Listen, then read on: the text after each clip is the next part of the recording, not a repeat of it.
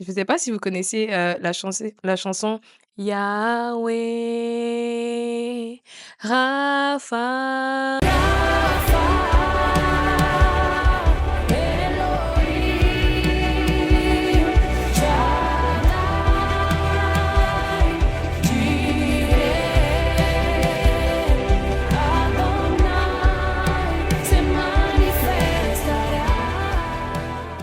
Avant d'aller dans le type de relation qu'on peut avoir avec le Seigneur, je me dis: «Mais d'abord, avant de bâtir une relation avec quelqu'un, il faut d'abord reconnaître qui est-il pour nous?» Donc comment est-ce que toi tu appelles ton Dieu? Comment est-ce que tu appelles le Seigneur? Comment est-ce qu'on l'appelle? Moi, pour ma part, je l'appelle souvent c'est mon meilleur ami, he's my BFF, best friend forever et c'est mon tout, en fait. C'est mon meilleur ami, souvent c'est mon amoureux, c'est mon père aussi, he's my daddy, je suis sa fille. C'est aussi savoir le reconnaître, tu vois? Connaître ses attributs, reconnaître ses pas, reconnaître ses mouvements, reconnaître ses émotions, reconnaître qui il est. Et c'est aussi quand tu es en couple avec quelqu'un aussi, tu vois? Tu es en relation avec cette personne, tu la reconnais, ton âme reconnaît cette personne, tu es amoureuse de la personne, tu veux toujours être avec cette personne, passer des moments avec elle. Dans le fond, quand tu la vois, tu sais que c'est cette personne. Hey there, welcome to the Sign of the Soul. This is a space where we can talk about the good and crazy moments life throws at us. No taboos, no filters. Sometimes I will have guests joining me, and other times it will just be me sharing my thoughts and my journey with you. We are here to think outside the box, be real, and connect on a deeper level, all with God's guidance. We speak from the heart, no rules, no shame. Just open conversation, soul to soul. This is the SOS. Allô tout le monde! Bienvenue dans The Sound of the Soul. Je m'appelle Muriel et je suis votre host pour ce podcast. Hem, Avant de commencer, je vais vous demander de subscribe et de cliquer sur le bouton, abonner de ma chaîne YouTube afin de pouvoir, recevoir des alertes lorsque je poste de nouveaux hey! Sorry, de nouveaux épisodes. Aujourd'hui, le sujet que nous allons évoquer aujourd'hui, c'est est-ce que nous connaissons vraiment le Seigneur? Est-ce que nous connaissons vraiment Dieu? The title of the subject is Do we truly know him? Honnêtement, en ayant reçu ce sujet dans mon cœur et avec toutes les questions que je me posais, j'étais comme: «Mais est-ce qu'il y a moyen vraiment de connaître vraiment le Seigneur, de vraiment connaître Dieu à 100% et de se dire: "Non, moi je connais Dieu"?» Mmh, mais bon, pour la petite analyse que moi j'ai fait pour ce sujet. D'ailleurs, ça sera un sujet en 2 parties. Aujourd'hui, c'est la partie 1 et je vais vous drop la partie 2 plus tard et je voulais qu'on s'intéresse à vraiment c'est quoi être un enfant de Dieu? Quelle est la nature de Dieu? Être chrétien et dans le fond, pour moi, en fait, le connaître, c'est vraiment qu'est-ce que c'est? Que c'est avoir la relation avec Jésus-Christ et avec Dieu. Donc j'ai cherché la définition de qu'est-ce que c'est que d'être en relation avec quelqu'un sur Google. Donc, relation, je parle de relation en général. Donc c'est, selon la définition Google, être en relation avec quelqu'un, c'est entretenir un lien ou une connexion avec cette personne. Elle peut être amoureuse, amicale, familiale ou même professionnelle. Pour certaines personnes, Dieu c'est une entité qui est, la divinité qui est assise sur son trône et à qui on parle lorsqu'on a besoin de quelque chose, qu'on invoque pour une prière et vraiment en cas de détresse ou en cas de besoin. Mais pour d'autres, Dieu, c'est aussi une relation.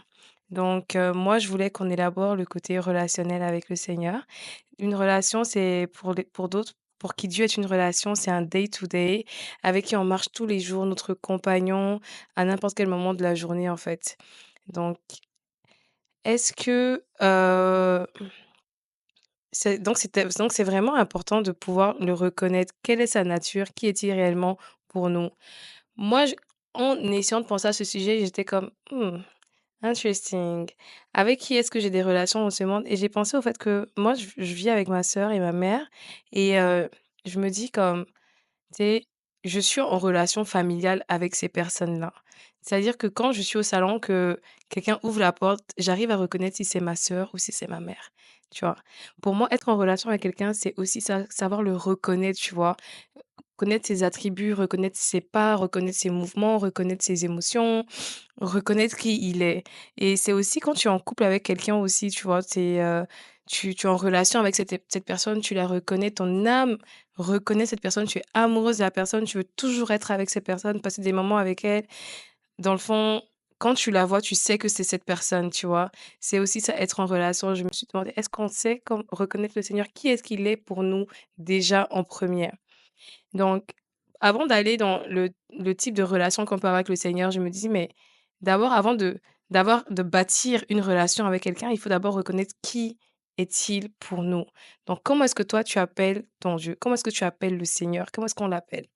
Moi, pour ma part, je l'appelle souvent, c'est mon meilleur ami, he's my BFF, best friend forever. Et c'est mon tout, en fait. C'est mon début, c'est mon commencement, c'est ma fin. C'est mon conseiller, c'est celui en qui je me confie, c'est mon meilleur ami, souvent c'est mon amoureux, c'est mon père aussi, he's my daddy, je suis sa fille. Donc dépendamment des situations, en fait, je l'appelle, en fait, tu vois? Je l'appelle papa des fois je dis: «Ah vraiment, mon ami, j'ai besoin de te parler», tu vois? Je le prends vraiment comme selon vraiment la situation. Donc ça, c'est la manière un peu plus informelle d'appeler le Seigneur. De manière plus formelle, je ne sais pas si vous connaissez, la chanson Yahweh Rapha Elohim Shaddai. Bon, on s'entend que je suis pas la meilleure chanteuse, s'il vous plaît, do not judge, et c'est une chanson qui cite, en fait, tous les noms de Jésus, de Dieu, comment on peut l'appeler. Donc j'ai vraiment, essayé de décortiquer les noms qu'il y avait, et j'en ai ajouté aussi, 1 ou 2, je pense. Mais dans le fond, il y a 7 manières, de manière formelle, d'appeler le Seigneur dépendamment de notre situation, de comment est-ce que tu veux l'invoquer. Puis donc tu peux l'appeler Elohim Adonai. Elohim Adonai, ça veut dire le créateur puissant. Elohim, c'est le créateur puissant, ou le Seigneur souverain et digne de louange, qui est Adonai.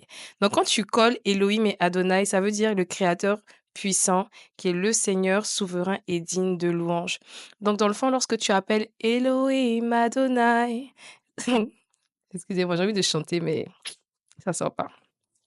Donc, lorsque tu appelles Elohim Adonai, tu appelles le Tout-Puissant, tu reconnais sa grandeur, le créateur du ciel et de la terre. Tu reconnais sa puissance, qui est le début et la fin, dit Alpha, dit Oméga. Tu reconnais qu'il est digne de ton adoration, de tes louanges, de tout ton cœur. Tu reconnais how he is high for you, you know? He is the highest. Et aussi, tu pourrais aussi l'appeler Yahweh. J'aime beaucoup Yahweh. Yahweh, c'est le Dieu qui pardonne les péchés. C'est ce que Yahweh, ça veut dire. Donc c'est le Dieu qui nous condamne pas, c'est le Dieu de miséricorde qui a compassion de nous, qui nous lave, qui nous allège du fardeau. Lorsque tu es dans la culpabilité, lorsque tu culpabilises et que tu as juste envie de venir à lui, de vraiment déposer tout à ses pieds, tu peux pas porter ce fardeau, tu pêches, même si c'est le matin, tu as péché l'après-midi, tu as péché le soir, tu l'appelles, tu dis: «Yahweh, aide-moi, pardonne-moi papa». Yahweh, c'est le Dieu qui te pardonne tes péchés, c'est celui-là qui te rend propre, qui prend tes fardeaux sur toi, ce qui pèse dans ta tête, dans tes émotions, dans ta ce qui te culpabilise, en fait, de tes actions, tu le donnes tout à Yahweh. On pourrait aussi l'appeler Rapha. Rapha, qui est le Dieu qui guérit les malades. Waouh! Lorsque tu es malade, les médecins t'ont condamné, ils t'ont donné une sentence de mort, ils t'ont donné un délai, tu souffres physiquement, tu souffres mentalement, ils te disent que ta maladie est incurable, que tu vas mourir, que ce soit toi, que ce soit un proche. Tu invoques Rapha, celui-là qui t'accorde la vie éternelle. Toute maladie, tout esprit de maladie, tout esprit de mort bow down, tremble et se met à genoux devant le nom de Rapha. Donc À travers Rapha, les malades sont guéris, les aveugles voient, les boiteux marchent, tu sais. Ça me rappelle dans la Bible, la, la dame, la femme avec la perte de sang qui voulait juste toucher le pan de la robe de Jésus et être sauvée par sa foi, tu vois? Elle a été libérée, elle a été guérie de cette maladie de laquelle elle souffrait depuis longues années. Donc tu invoque Rapha qui est le Dieu qui guérit. Invoque-le avec la foi comme la dame avec, qui a voulu juste toucher le pan de la robe du Seigneur Jésus. Tu invoques Rapha avec la foi qui va te guérir, qui va guérir ton proche, qui va guérir, quelqu'un de ta famille, qui va vous accorder la vie éternelle. Alors, donc là, j'en ai déjà fait 3, hein. OK, on a fait Elohim, Adonai, Yahweh, Rapha. Il va nous rester El Shaddai. Tu es El Shaddai, qui est aussi le Dieu tout-puissant. El Shaddai, ce qui est bien, c'est que c'est le Dieu qui a le pouvoir de te bénir, de tenir ses promesses, de te protéger et de te guider. Il est le tout-puissant, rien ne lui est impossible. Donc c'est celui-là qui déplace les montagnes, en fait, tu vois. Lorsque tu as besoin de quelque chose ou on te dit que non, c'est impossible, tu as frappé à cette porte, on te ferme les portes, que c'est impossible, tu veux ce contrat, tu veux ça, on te dit que tout simplement, en fait, la situation que tu es, où tu es devant, c'est un mur, c'est une montagne, c'est impossible, tu vois pas le bout, tu sais pas par où commencer, en fait. Tu comprends pas comment est-ce que tu vas t'en sortir. Tu invoques El Shaddai. Tu invoques El Shaddai qui va débloquer tes situations, qui est celui-là qui débloque les situations qui te semblent être impossibles. Jireh, so Jireh, qui dit Dieu qui pourvoit à nos besoins. Donc tu t'inquiètes du lendemain, tu ne sais pas comment tu vas manger, tu sais pas comment tu vas payer tes factures, tu manques d'argent, tu manques de quelque chose de tes besoins, tu invoques Jéhovah Jireh, il est là, c'est le Dieu notre Père, tu vois. Dans la prière du Notre Père, il y a une partie dans le Notre Père qui dit: «Donne-nous notre pain quotidien». Avec Dieu, nous avons la portion quotidienne de ce dont nous avons besoin. Chaque jour, en fait, Dieu permet que nous ne manquons de rien. C'est vrai que nous n'avons pas les millions, nous n'avons pas les milliards et tout, mais du matin jusqu'au soir, il a pourvu. Et c'est Jireh que tu invoques qui pourvoit à tes besoins. On a aussi Jéhovah Nissi, qui veut dire Dieu qui chasse les démons et libère. Donc, c'est celui qui mène les combats visibles et invisibles, les combats spirituels, les combats dans le physique, tu vois. L'Éternel des armées, Jéhovah Nissi, combat pour toi. Jéhovah fight your battles. Donc, toutes sortes d'attaques lancées contre toi, toutes les flèches qui te sont envoyées contre toi, ils forment un bouclier autour de toi, ils te protègent. Tout esprit est vaincu à l'invocation de Jéhovah Nissi. Tu vois, il te libère des prisons dans lesquelles tu as été jeté et enfermé. Il te libère de l'oppression et des accusations. Waouh! En fait, moi-même, j'ai fait mon sujet et même moi, quand là, je relis les noms et tout, je suis vraiment émue, je suis vraiment comme waouh, quoi, exaltée. Je me dis: «My God, c'est trop bien». Yeshua qui est le Dieu sauveur, ça veut dire Dieu sauveur. Il annonce déjà la mission de Jésus, donc il est là pour sauver l'humanité. Il dit: «Je suis Yeshua». C'est ton sauveur, ton rédempteur. Il est mort à la croix de cela depuis de plus de 2000 ans pour racheter tes péchés afin que nous soyons sauvés, tu vois? Il s'est fait homme, il a fait des miracles, il a guéri des malades et il a souffert pour nous afin que quiconque croit en lui soit sauvé et ait la vie éternelle. Yeshua qui veut dire notre Dieu sauveur. So, tous ces noms en fait, je les ai listés, je crois que ça fait 7 noms. Je les ai listés juste pas juste pour les lister comme ça, comme pour nous les dire, mais c'est vraiment pour te dire, en fait, comment est-ce que tu appelles ton Dieu? Comment est-ce que tu le reconnais? Qui est-il pour toi, en fait? Est-ce que tu sais qui il est? Est-ce que tu le nommes? Est-ce que tu lui donnes du pouvoir? Ça peut être un nom formel comme les 7 noms que je viens de donner ou ça peut être informel comme au début, comme j'ai dit, tu peux l'appeler papa, il peut être ton best friend, il peut être ton confident, il peut être ton protecteur, il peut être ton pourvoyeur, c'est ton compagnon de vie, c'est ton everyday man, il y a un nouveau mot, on dit My Sheila, c'est ton Sheila, tu vois? En tout cas, il devrait être ton buddy quoi, ton best friend et comment est-ce que tu le reconnais? Et lorsque tu as des situations spécifiques, tu peux l'invoquer avec un de ces 7 noms et une chose avec Dieu, c'est que quand tu le nommes, quand tu l'invoques, il répond. Il répond par qui il est, parce qu'il a dit lui-même qui il est et tu l'invoques avec le nom que lui-même il a dit. Comment on l'appelle? Donc c'est vraiment nice, c'est vraiment important. Avec Jéhovah, avec Yeshua, avec El Shaddai, avec Daddy, avec papa, avec notre BFF, quel type de relation est-ce qu'on devrait avoir? Alors, aujourd'hui, j'ai juste abordé 2 types de relations qu'on pourrait avoir avec le Seigneur. Je parlerai de d'émotions. Une relation qu'on appelle relation émotionnelle, c'est-à-dire d'affection où tu te laisses aller, tu as la confiance, tu viens c'est ton confident, en fait, tu vois? Tu te sens aimé, tu lui fais confiance, tu lui parles avec sincérité. Bon, moi, personnellement, je pleure beaucoup à Dieu, comme je suis quand même drama, quoi, tu vois? Genre, je suis constamment en train de pleurer. Genre, le matin, je me réveille comme ça, puis je commence à pleurer, puis je commence à parler, tu vois? Donc je viens à lui avec n'importe quel type d'émotion. Lorsque je suis angoissée, je m'attends pas de me dire: «Non, je vais me mettre le soir pour commencer à lui raconter». En fait, c'est dès que je ressens une émotion qui m'attriste, qui me fait du mal ou bien qui me fait me questionner, des doutes, je viens, je lui parle et tout. Je comme mon meilleur ami, en fait, je m'ouvre à lui, tu vois? Sauf que, beh, je prends pas mon téléphone pour appeler mon ou ma meilleure amie, mais c'est vraiment un accès direct. Je commence à lui parler comme: «Seigneur, Daddy, Jéhovah, j'ai besoin de toi», tu vois? Et je lui dis: «Voilà ce qui se passe, écoute le cri de mon cœur».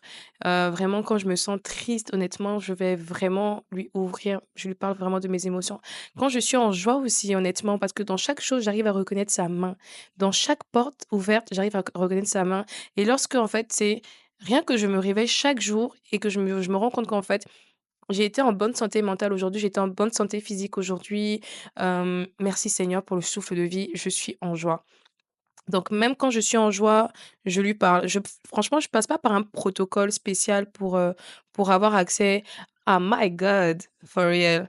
Et quelqu'un qui me fait penser à un peu dans ce trait de caractère, dans la Bible, c'est David.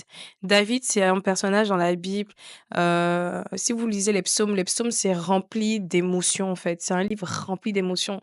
Littéralement, genre, tu peux te dire que David était comme un personnage qui était aussi dépressif, mais qui était aussi très expressif et qui est, selon on l'appelle l'homme selon le cœur de Dieu, car parce qu'il revient toujours au Seigneur. David, là, il va matin, il va gâter, c'est-à-dire il va faire des mauvaises choses et tout, mais il revient toujours au pied de son créateur pour demander pardon, pour lui expliquer comment il se sent vide, il se sent triste, il se sent amer, il a mal fait, il culpabilise ou bien même quand il est dans la joie aussi, il vient lui dire: «Ah franchement, il est dans la joie». Il prend vraiment Dieu comme son daddy, son père, son meilleur ami, en fait.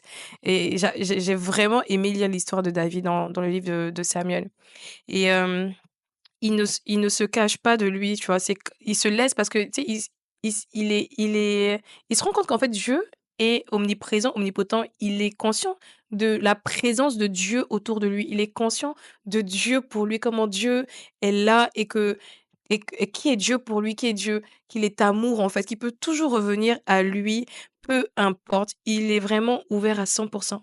Il s'ouvre à 100% à lui en fait. Il le laisse en fait rentrer et vraiment voir, lire en lui toutes les émotions, tu vois? Il était vraiment comme mélancolique, tu sais, mais une chose que j'ai remarqué, c'est qu'il avait confiance en Dieu dans chaque épreuve, à chaque moment. C'était vraiment beaucoup d'émotions comme que David transférait, dans le livre des psaumes aussi. Donc, par exemple, on a dans Psaume 111, verset 1. Lorsqu'il dit: «Louez l'Éternel, je louerai l'Éternel de tout mon cœur dans la réunion des hommes droits et dans l'assemblée». Donc même quand il était en joie, il vient et puis il loue l'Éternel. Il loue, c'était vraiment comme un poète franchement. Il loue l'Éternel, il cachait pas ses émotions ou alors même quand la Vierge Marie a reçu la visitation de l'ange, tu sais, quand elle a reçu la confirmation qu'elle portait le fils Jésus, le sauveur et qu'elle a été touchée par le Saint-Esprit. Dès qu'elle a été touchée par le Saint-Esprit, elle a dit: «Mon âme exalte le Seigneur». Donc moi, par exemple, je me rends compte que même pour être en joie et que genre tu as le Saint-Esprit en toi, en fait, lorsque tu es au contact de sa présence. Lorsque tu sens sa présence, lorsqu'il te visite, en fait, tu ressens une joie que tu dois exprimer, tu vois? Donc c'est ça aussi être en relation avec lui, avec l'Esprit Saint. C'est que lorsque tu marches avec l'Esprit Saint, en fait, tu es en joie parce qu'il t'enrobe.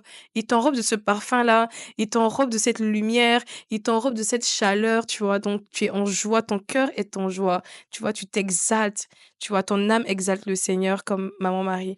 Hem Il y a aussi, David aussi, il communiquait aussi ses émotions de peur, de tristesse, hein.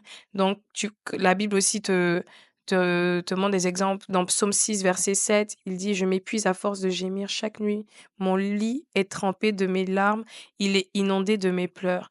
Donc vraiment là, c'était dans les moments de détresse de David, il vient vers son père. Donc si tu es en détresse, si tu es pas bien, sur le moment même, tu commences à parler. Tu pas obligé de parler de voix à une voix audible, mais rien que dans ton cœur, tu peux parler dans ton cœur: «Seigneur, je suis triste, Seigneur, regarde mon cœur, regarde mon âme, regarde mes peines et tout», tu vois? Tu lui ouvres ton cœur et lorsque tu as besoin d'être guidé et rassuré aussi, tu as le psaume 25 verset 4 qui dit: «L'Éternel fait moi connaître tes voies, enseigne-moi tes sentiers, montre-moi». Donc ça veut dire en fait: «Montre-moi le chemin». Donc lorsque tu as des doutes, tu veux prendre des décisions, tu sais pas si tu dois aller à gauche, à droite, tu peux prendre ce psaume-là 25 verset 4 et demander à Dieu en fait de te guider, de te montrer la voie. Alors ça, c'était au niveau émotionnel. Maintenant, c'est sûr que pour, transmettre ses émotions au Seigneur, de transmettre tes émotions à ton partenaire, avec quelqu'un avec qui tu marches, à quelqu'un avec qui tu es en relation, ça prend aussi une certaine communication, une certaine ouverture. Donc, comment est-ce qu'on communique? Comment est-ce que tu parles avec le Seigneur? Comment est-ce que tu parles pour entretenir cette relation, dans votre relation? Parce qu'une relation, c'est pas juste unilatéral. Il y a pas que toi qui parles, qui communique tes émotions, c'est vraiment bilatéral. Donc c'est un échange de paroles, c'est, un échange d'écoute, de compréhension tous les 2. Moi, personnellement, pour parler à Dieu, j'ai pas tant que ça un protocole. Je peux parler à Dieu par la prière, je peux parler à Dieu par juste l'adorer, par le worship, par passer un moment de louange, d'adoration.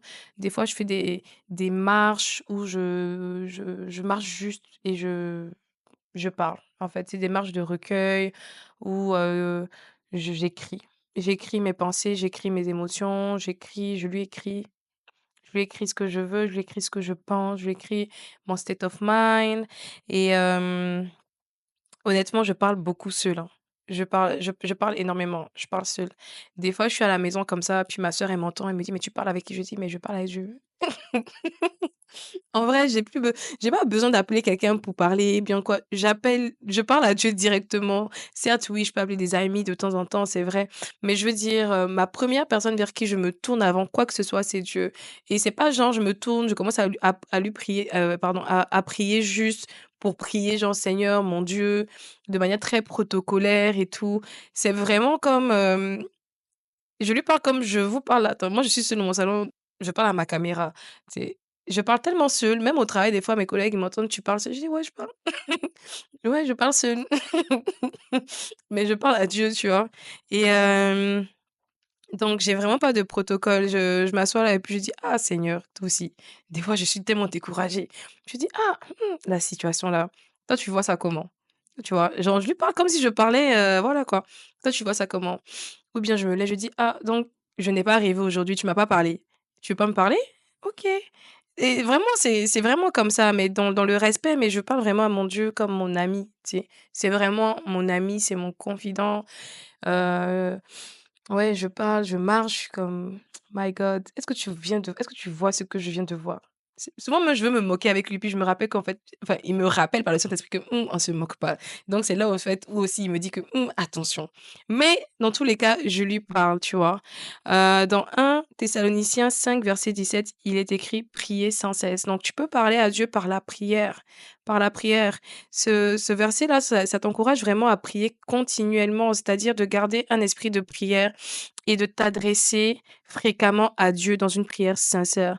La prière, c'est pas forcément c'était une heure. Oui, tu peux c'était ton heure de rendez-vous avec Dieu où où vous vous recueillez, mais c'est vraiment tout au long de la journée, prier sans cesse. C'est-à-dire que dans ton âme, dans ton esprit, dans ton cœur, tu es constamment en train de t'adresser à lui. Donc ça veut dire qu'il ne faut pas juste être physiquement en prière à chaque instant, mais plutôt genre avoir une attitude de prière dans son cœur et dans sa vie quotidienne. Donc c'est vraiment la posture de ton cœur, tu vois? Tu te connectes avec lui par la prière. Tu peux aussi c'était par exemple, tu peux dire: «OK, toi, par exemple, tous les matins à 5 heures, c'est le moment où tu rencontres le Seigneur». Ça, c'est ta prière, ça, c'est ton rendez-vous quotidien et généralement à ce genre de rendez-vous, en fait, c'est pas juste toi qui parles parce qu'encore une fois, la relation avec quelqu'un, avec le Seigneur, c'est bilatéral. Donc oui, tu vas prier, mais il y a un moment où tu dois écouter. Donc les moments où tu es en rendez-vous avec lui, tu t'assois et tu restes dans le silence. Et là, en fait, c'est au moment à Dieu de parler. Tu lui laisses la voix, tu lui laisses le moment pour parler. Hem tout au long de la journée aussi, tu restes dans des moments de silence où tu écoutes la voix dans ton cœur, tu le laisses te guider, tu le laisses te parler. Mais encore une fois, il faut pas oublier de prier sans cesse. Prier sans cesse. Souvent, on se dit: «C'est non, prier, c'est genre tu dois vraiment faire 1 heure de prière, 2 heures de prière, 30 minutes de prière». Ça peut être 5 minutes, hein. Ça peut être juste 5 minutes: «Seigneur, tu parles à lui: «Ah, voilà la situation, je te l'adresse». Genre, tu parles à lui constamment, en fait. Il y en a aussi qui parlent dans le langage, des langues aussi. Donc ça peut être un parler en langue que tu vas faire même 5 minutes. En fait, ne serait-ce que t'adresser, d'avoir cette posture de t'adresser à lui. Lui, il connaît déjà ton cœur, il connaît déjà tes problèmes, il connaît déjà ta vie anyway. Tout ce qu'il veut, en fait, est de savoir que tu veux avoir cette connexion avec lui. Tu veux garder cette relation-là avec lui. Donc juste de vouloir même te mettre dans cette posture de lui parler, de t'adresser à lui, de lui ouvrir ton cœur, tu restes en connexion et en lien avec ton Dieu. Dans Job 33, versets 14 à 15, le Seigneur dit: «Dieu parle cependant tantôt d'une manière, tantôt d'une autre, et on ne le remarque pas. Il parle par des rêves, par des visions nocturnes, quand un sommeil profond tombe sur les hommes, quand ils sont endormis sur leur lit». Donc ça veut dire que oui, on parle, mais dans la relation aussi, il y a un moment, comme je disais tantôt, pour écouter. Donc le Seigneur te parle aussi, il va te révéler des choses dans tes rêves. Il faut que tu sois aussi sensible à sa présence, sensible à ses orientations, savoir reconnaître que c'est lui aussi qui te parle et prendre note en fait de ce qu'il te dit et de ce qu'il t'avertit, être dans l'obéissance aussi. Et tu peux être, dans des moments de silence où tu vas entendre sa voix aussi, te guider, te parler, te donner des clous, des révélations, des réponses et aussi, tu peux être aussi en train de communiquer et de parler avec le Seigneur en écoutant des worship. Mmh. Moi, je suis quelqu'un comme il y a tellement d'idées, tellement de pensées qui passent par ma tête toute la journée, honnêtement, je suis pas quelqu'un qui écoute beaucoup de musique. Je peux rester toute la journée dans le silence. Juste comme ça, à écouter mon âme, à écouter mon mon cœur et à écouter Dieu me parler, tu sais? Je peux juste rester comme ça. Mais il y a des moments, en fait, pour booster encore la religion je dis la religion, excusez-moi, la relation, pour booster le moment avec le Seigneur, pour comme ouvrir même une atmosphère autre, tu vois? Tu peux mettre des sons d'adoration qui sont des sons qui comme c'est comme tu l'adores. Donc ça fait que genre, il tu l'appelles en fait, tu vois? Tu l'appelles, tu l'adores, tu le loues. Donc ça set une atmosphère, ça ouvre en fait un espace en fait au Seigneur de pouvoir vraiment venir encore plus et de se montrer de manière encore plus tangible, tu vois? À travers les adorations, tu peux écouter des adorations avec des paroles. Moi, des fois, quand je veux juste comme le calme et tout, j'écoute des instrumentales, des instrumentaux.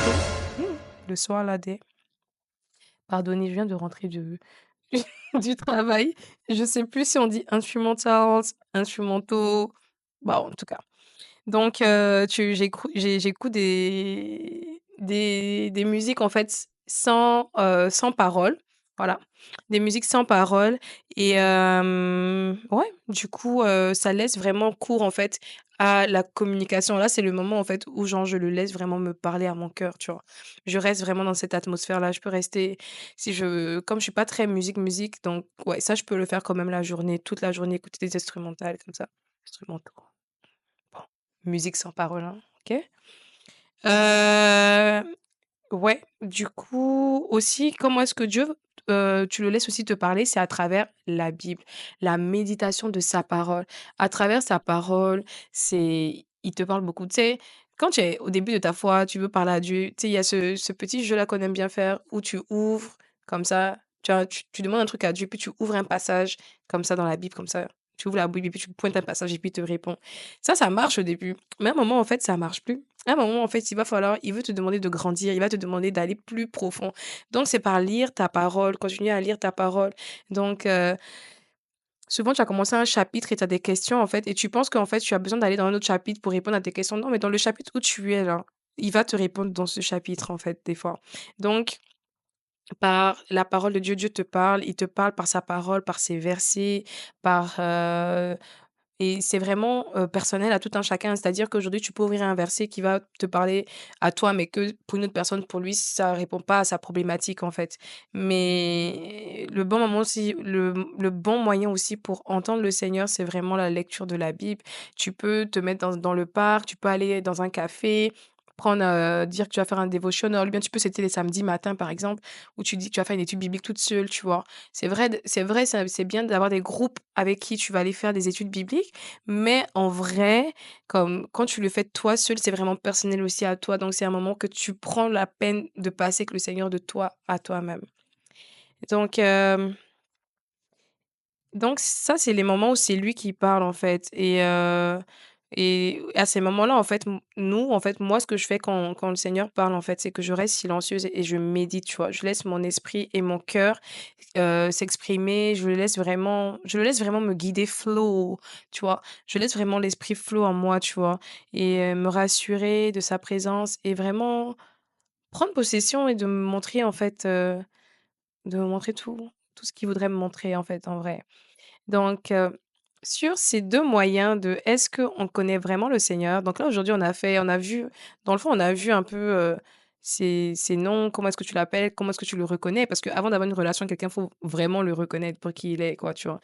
Ensuite, maintenant, quand tu viens à quel type de relation avec lui? Est-ce que c'est émotionnel? C'est communicatif? Après, tu sais, je me dis: «Mais est-ce qu'on a des relations vraiment parfaites à 100? Parce que même les relations humaines ne sont pas forcément parfaites, tu vois?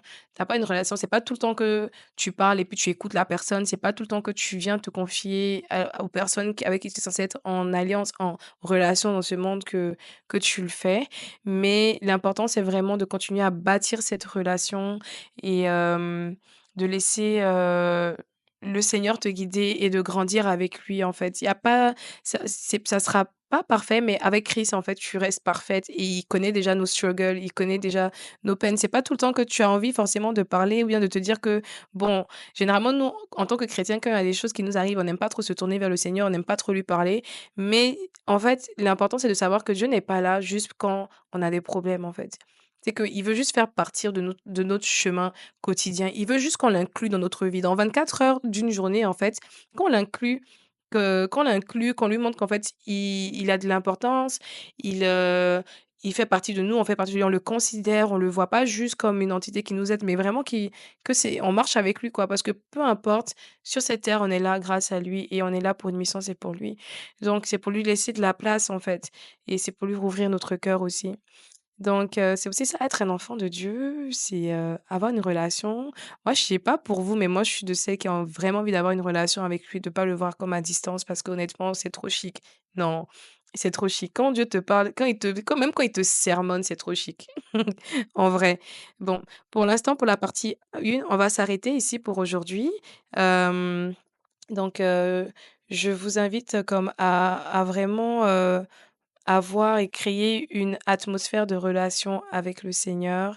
Puis, j'espère que vous avez été édifiés par cet épisode. Puis je prie que Dieu vous montre comment venir à lui et que vous arrivez à comme laisser tomber vos chaînes et votre poids et ce mur qu'il y a entre lui et vous afin de comme marcher main dans la main avec lui, de vous ouvrir totalement à lui, de le laisser vraiment vous guider et vous bâtir. Mais, je viendrai avec la partie 2 pour 2 autres moyens d'avoir une relation avec le Seigneur dans le prochain épisode qui va sortir, très rapidement, je pense. Et sur ce, je vous souhaite une excellente soirée, que Dieu vous bénisse et qu'il vous protège et on se dit à bientôt. Bye.